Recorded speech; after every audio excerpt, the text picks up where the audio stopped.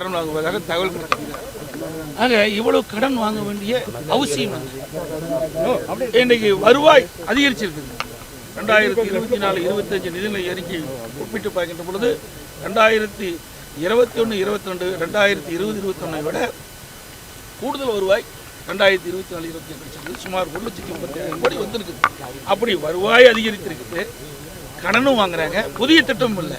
அதனால தான் சந்தேகம் ஏற்படுது. அதன் அடிப்படையில் தான் நேற்று அந்த கருத்து தெரிவிச்சு.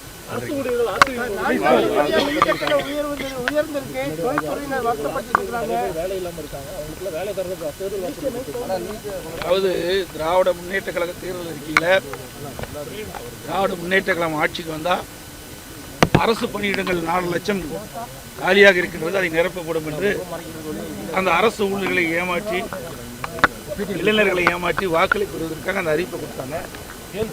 திராவிட முன்னேற்ற கழகம் 2021 ஆட்சிக்கு வந்த பிறகு இப்பொழுது 2025 நிதிநிலை அறிக்கையில் தெரிவித்தாங்க 50,000 பேர்களுக்கு தான் புதிதாக வேலைவாய்ப்பு கொடுக்கப்பட்டிருந்தது அவருடைய செய்தி.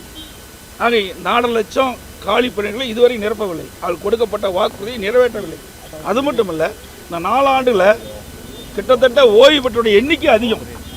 2 மாதத்துக்கு முன்பு கூட ஒரே மாதத்தில் 20,000 பேர் அரசு ஊழியர்கள் இன்றைக்கு பணி ஓய்வுபெற்றிருக்காங்க. அப்படி பார்க்கின்ற பொழுது இந்த 4 ஆண்டில் சுமார் 75,000க்கும் மேற்பட்டவர்கள் பணி ஓய்வுபெற்றிருக்காங்க. அப்படி இந்த 4 ஆண்டு காலத்தில் இவருடைய ஆட்சியில், திமுக ஆட்சியில் வெறும் 50,000 பேருக்கு தான் பணி வழங்கப்பட்டிருக்கிறது அவருடைய அறிக்கையில். அப்படி என்றால் திராவிட முன்னேற்ற கழக தேர்தல் அறிக்கை ஒரு பொய் அறிக்கையாக தான் பார்க்க முடிகிறது.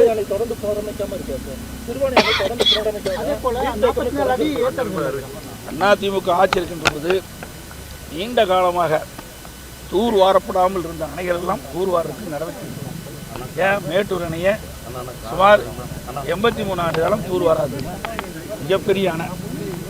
அந்த அணையில் தூர் வார வேண்டும் என்று கருதி விவசாயிகள் இலவசமாக, எந்த கட்டணம் இல்லாமல் இலவசமாக அங்கங்கே இருக்கின்ற வருவாய்த்துறை அதிகாரியிடத்திலும் வேளாண்மை அதிகாரியிடத்திலும் சான்றிதழை பெற்று அந்த மேட்டூர் அணையிலிருந்து பண்டல் மண்ணை அள்ளி செல்லலாம் என்று அறிவிப்பு கொடுத்து ஒரு நாளைக்கு 5,000 லாரியில் அந்த பண்டல் மண் அள்ளிட்டு போனாங்க. அதே மாதிரி நீங்கள் கேட்ட இந்த சிறுவாணிலையும் என்னுடைய அதிமுக ஆட்சியில் தூர் வாரத்துக்கு நடவடிக்கை எடுத்தோம். அது மட்டும் இல்லை, பல அணைகள் தமிழகத்தில் எந்தெந்த அணையில் பண்டல் மண் இன்னைக்கு தேங்கி இருந்ததோ அதையெல்லாம் அள்ளுவதற்குண்டான நடவடிக்கை அதிமுக ஆட்சியில் எடுத்தோம்.